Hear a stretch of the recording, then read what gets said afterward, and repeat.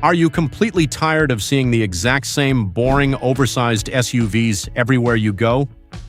Well, buckle up, because today we are looking at the 10 smallest, most bizarre, and absolutely absurd microcars ever built in human history. We are ranking them from mildly weird to the jaw-dropping top spot that does not even look like a car. We are going to rate each of these tiny machines on our official weirdness score from 1 to 10. I want you to play along and drop your ratings in the comments. Smash that subscribe button right now and let us dive into the madness. Starting off our list at number 10, we have the Vespa 400. Yes, you heard that right. The craziest feature of this vehicle is that it was literally designed by Piaggio, the exact same Italian company famous for making those iconic two-wheeled Vespa scooters. Fun historical fact: Piaggio actually had it manufactured in France by a company called Acmo, just so they would not anger Fiat on their home turf. To give you a true American perspective, this entire vehicle measures just over 9 feet long. You could practically park 2 of these end-to-end inside a standard pickup truck bed. But do not let the cute size fool you, because the reality of driving this thing is a wild ride. It is powered by a tiny rear-mounted 393 cubic centimeter two-stroke engine. It outputs a whopping 14 horsepower and sounds exactly like an angry lawnmower. It was designed back in 1957 as a cheap way to get European families off scooters and into a covered cabin. However, the interior is so incredibly cramped that if you sneeze, you might accidentally shift gears with your knee. Driving this on an American highway would be pure terror. Despite its terrifying highway dynamics and tiny footprint, the Vespa 400 remains an incredibly cool piece of automotive history. Back in the day, it was nothing more than a cheap disposable city commuter. But today, classic car collectors will gladly pay a massive premium to own this Italian oddity. I'm giving the Vespa 400 a solid 4 out of 10 on the weirdness score.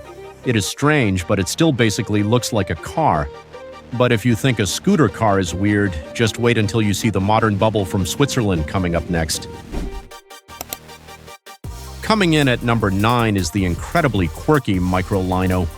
The absolute craziest feature of this modern electric vehicle is that the entire front of the car is actually the only door. You do not get in from the side. You pull the steering column out of the way and walk straight out the front like you are stepping out of an alien spaceship. Size-wise, this retro-futuristic bubble is so incredibly tiny that it fits perfectly sideways inside a standard Ford F-150 parking spot.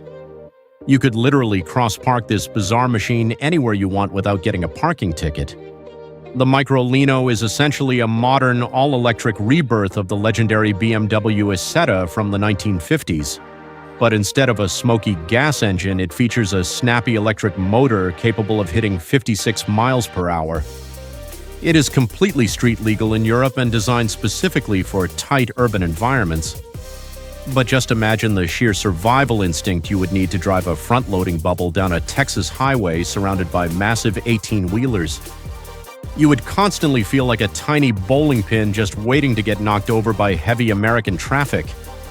What is truly mind-blowing about this tiny electric bubble is the asking price. While it is meant to be a simple budget city commuter, buying one of these premium Swiss-designed electric vehicles today will set you back upwards of $20,000. I am giving the Microlino a solid 5 out of 10 on the weirdness score. It is quirky, it is expensive, and the front door opening is pure insanity. But what if I told you there is a vintage German car that is literally lighter than a Harley-Davidson motorcycle? Let us look at number 8. Number 8 is the Kleinschnittger F-125, and its craziest feature will absolutely break your brain. It legitimately does not have a reverse gear. Period. Because the body is made entirely of thin aluminum hammered over a tubular frame, if you get stuck in a tight parking spot, you literally just step out, grab the back bumper, pick the car up with your bare hands, and physically turn it around. To put this in perspective, this entire automobile weighs roughly 330 pounds. That is legitimately less than a fully grown grizzly bear. Built in Germany during the early 1950s, this tiny roadster was powered by a microscopic 125 cubic centimeter single-cylinder scooter engine driving the front wheels. Driving this featherweight contraption feels less like operating a real motor vehicle and much more like strapping a motorized roller skate directly to your feet. It has absolutely no doors, a tiny little windshield, and seats that feel exactly like cheap patio furniture. Driving this miniature machine alongside modern traffic requires nerves of steel, a heavy-duty helmet, and a whole lot of prayers to make it home safely. Back when it was originally released to the public, it was a true post-war budget vehicle meant for the working class. But today, because they are so incredibly rare and the hand-hammered aluminum bodies are so difficult to preserve, they fetch crazy money at high-end classic car auctions. I am slapping a 6 out of 10 on the weirdness score for the Kleinschnittger. Having no reverse gear is completely crazy, but our next car literally looks exactly like a transparent kitchen refrigerator rolling down the street on 4 tiny wheels. Let us dive into number 7. At number 7, we have the incredibly bizarre French creation known as the Arola 20. The most mind-boggling fact about this machine is that it is just a square fiberglass and plastic box mounted on a tubular frame, and it completely lacks a steering wheel. Instead, you steer this street-legal glass box using a set of standard motorcycle handlebars. Size-wise, it is so ridiculously short, narrow, and boxy that it actually shares very similar physical dimensions with a large double-door kitchen refrigerator. It honestly looks like a household appliance that magically sprouted tires overnight. The Arola 20 was created in France back in the 1970s specifically because of a quirky local law. This law actually allowed people to drive certain low-speed vehicles without needing a valid driver's license. It is powered by a tiny Sachs engine and is practically just an enclosed four-wheeled moped. Now imagine taking this transparent plastic box onto a fast-paced American multi-lane highway. One single gust of wind from a passing semi-truck at 60 miles per hour, and you would literally be blown straight off the road and completely into the next zip code. Because it was built specifically as a cheap, license-free alternative for short commutes, they were treated practically like disposable cars back in the day. Nobody took them seriously, which means very few survived the test of time. Now they are highly sought-after, rare automotive curiosities. I am rating the Arola 20 a 6.5 out of 10 on our official weirdness score. A transparent, handlebar-steered refrigerator is definitely weird, but our next German creation looks exactly like a giant silver alien teardrop that crash-landed on Earth. You will not believe number 6. Number 6 brings us the utterly bizarre and iconic Fuldamobil. The absolute craziest feature of this vehicle is its unbelievable construction methods. The early models literally featured a wooden frame that was hammered over with thin sheets of raw aluminum, earning it the famous and hilarious nickname, the Silver Flea. If you look at it from the side profile, this metallic oddity is shaped exactly like a massive, overbaked silver potato rolling down the street. It truly looks like a vintage science fiction movie prop rather than a functioning vehicle meant for public roads. The Fuldamobil was another post-war German microcar designed to be as cheap and affordable as humanly possible. The two rear wheels are placed so incredibly close together that it essentially operates and drives just like a three-wheeler. Inside the cabin, the front bench seat is strangely spacious enough to fold down completely into a makeshift bed. But driving it is terrifying. The teardrop shape means it catches crosswinds like a giant sailboat, and the tiny 10-horsepower engine struggles heavily to push this silver wooden blob past 40 miles per hour on a flat surface. Despite its completely comical potato-like appearance and questionable wooden underpinnings, the Fuldamobil actually saw massive worldwide success. It was built under special license in several different countries, including Greece, Argentina, and India. Today, finding an original surviving Silver Flea in good condition is a classic microcar collector's ultimate dream. I have to give this an easy 7 out of 10 on the weirdness score. A wooden silver potato is definitely weird, but how about commuting to your office inside a single-seat fighter jet canopy? You seriously need to check out number 5. Smashing right into the number 5 spot is the futuristic CityEL. The single most insane feature of this three-wheeled electric vehicle is exactly how you get inside. The entire upper roof and glass windshield section lifts up on heavy hinges, functioning exactly like the canopy of an F-16 fighter jet. It is a strict single-seater, meaning it is just you, a steering wheel, and the open road ahead. In terms of size, it is so incredibly narrow and low to the ground that it literally looks like a motorized torpedo slicing swiftly through heavy city traffic. Originally developed in Denmark during the late 1980s before production officially moved to Germany, the CityEL was way ahead of its time for zero-emission daily commuting. Underneath the sleek aerodynamic fiberglass shell is a small electric motor originally powered by heavy, old-school lead-acid batteries. The survival aspect here is completely hilarious. You are sitting just a few inches off the solid pavement inside a plastic torpedo, completely surrounded by massive American SUVs and pickup trucks whose tires are actually taller than the roof of your entire vehicle. It is terrifying but thrilling. While it was an incredibly expensive, futuristic gamble back in the 1980s with terrible battery technology, it has somehow miraculously survived into modern times. Dedicated enthusiasts love buying these up and upgrading them with modern lithium-ion batteries to drastically increase their speed and range. I am giving the CityEL a solid 7.5 out of 10 weirdness score. Fighter jet canopies are undeniably awesome, but our next car completely abandons normal logic and literally forces you to enter through the front windshield. You have to see number 4 to believe it. At number 4, we have the Trojan 200, which is the UK-built, officially licensed version of the famous German Heinkel cabine. The most mind-blowing feature of this tiny bubble car is that its absolute only door is located dead in the center of the front end. When you pull the handle to open it, the entire steering column and dashboard hinge outward along with the front door. You literally have to step entirely over the front axle and steering components just to sit down inside the cabin. It feels like climbing into an escape pod. Powered by a very modest 4-stroke, 198 cubic centimeter engine, it could barely hit a top speed of about 55 miles per hour on a good day. But here is the ultimate urban survival joke. Because the absolute only way out is through the front of the vehicle, if you accidentally park too close to a solid brick wall, you are completely trapped. Thankfully, the original designers realized this massive flaw and purposely included a fold-back canvas sunroof specifically designed to act as an emergency escape hatch for trapped drivers.